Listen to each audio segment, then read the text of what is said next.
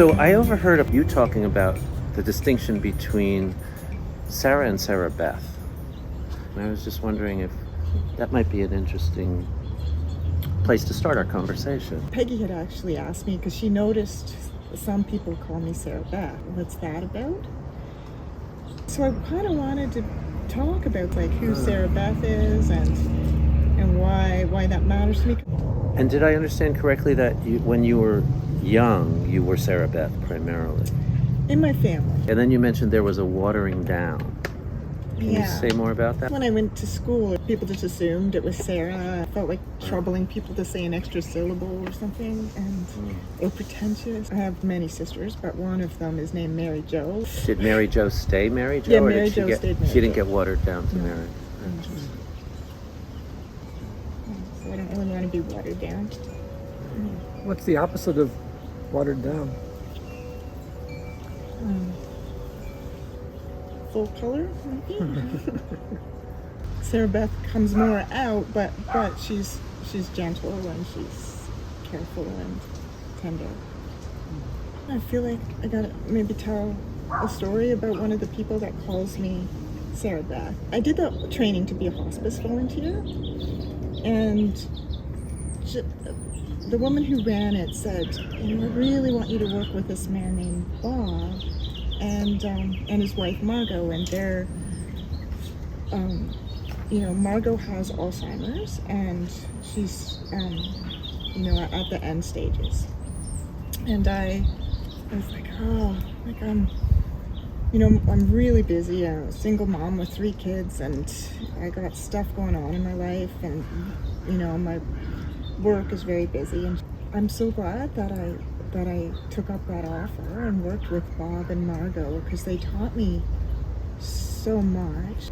Being with Bob and just the way he looked after her with such attunement, such care. She wasn't speaking anymore. He brought her home, and he just with such intention and ritual made her the applesauce that he fed her, and he played the music that she liked, and you could see her sort of come to a little bit with the music. And he would make 3 cups of tea, and one for Margot, one for me, one for him, and we would just sit quietly, or we would notice the birds, and he might braid her hair, or it was just so lovely. And then the morning that she died, we washed her, and we dressed her in her wedding dress that was they got married on the beach. It was like a hippie little dress, and he put silk sheets and then rose petals all around her, and then he put a scarf around to hold her chin up,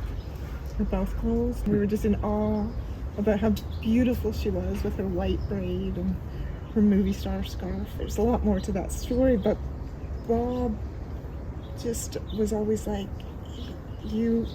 he just asked if he could call me Sarah Beth. And he just seems to see me in a way that feels like how I want to be seen. And then shortly after that, it ended up that my dad died and my sister died and my mom died all in 1 year. And I was able to be a Bob to them, or Sarah Beth to them. I was able to give that special care at each death. In my family, I'm the youngest of 7.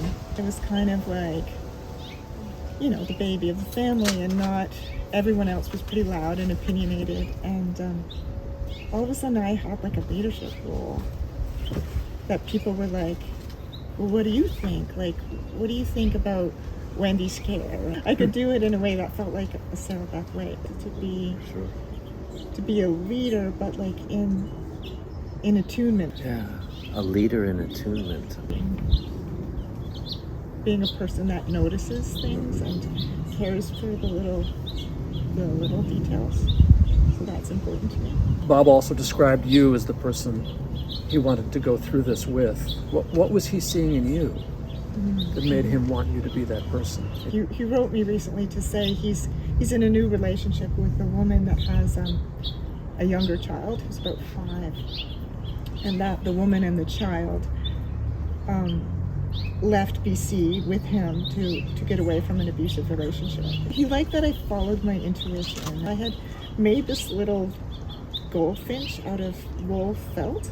It was just this little, because he loved the goldfinches. Margot, she kept her hands clasped really tight on her chest in the final stages. And so a washcloth was often put there, but then he took out the washcloth and he put the goldfinch. And then he took the goldfinch with him when he went to Ontario, and it's in a special little wooden box. And then he said the little girl that he lives with knows about it and will go to his room and open it up and sit quietly with it and hold the goldfinch, and said that the goldfinch makes her feel safe. And he says that's because there's some Sarah Beth in it. Steve Gaddis also called me Sarah Beth, and was also, it just felt like he saw me in a similar way that Bob saw me. So it just feels like, it just feels sort of special. So say I write a book someday that gets published, it will be Sarah Beth Hughes.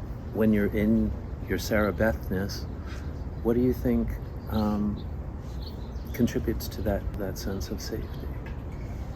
For others? I told a story once at narrative camp about Michael calling that skill that he saw it as, he called it peripheral vision.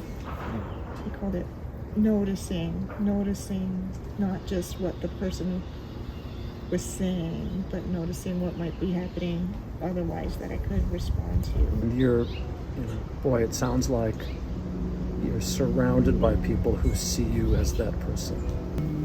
Just now I've been able to kind of curate who's in my life more and make sure they see me as that person and ask to be seen that way. And how did you get yourself so surrounded? I came to narrative therapy because I just graduated with an English degree, moved to Vancouver, and was walking my dog on the beach every day with this woman named Elizabeth, and she said, "Yeah, do you want my job? I work at this therapy place." She was a friend of Stephen Madigan's, and I got hired at Yaletown Family Therapy. So I got this job, and then Stephen was leaving to get married, and he was going to Ireland for a month. And his wife also worked there, and all his friends worked there. So everybody left, and I was just left to answer the phone. And I knew nothing what I was doing. And I started reading files. I like stories, and I was like, well, I guess I'm allowed to read these because I work here now. I'm the filer. The notes were actually interesting. They were pathologizing, and they were interesting. And I was like, oh, wait a minute. And then I started reading some of the books that were around, and then that's how Michael hired me to be the book distributor. And then just watching Michael teach, he had some of that way of being, like that attunement and that interest in stories and that curiosity and the way of seeing things a little bit differently. All the things I was interested in, it fit with like my love of like magic realism and community, and like, that's part of the Sarah Beth. Sarah was the kid who I loved reading, and I didn't want to take a shower because I didn't want to put my book down. So I wrapped my book in saran wrap so I could read in the shower. Seriously. You shared a lot with us and a lot of intimate information. And my hope is that in this moment and in ensuing moments, some of the safety that you provide so beautifully for others, you can feel us provide for you.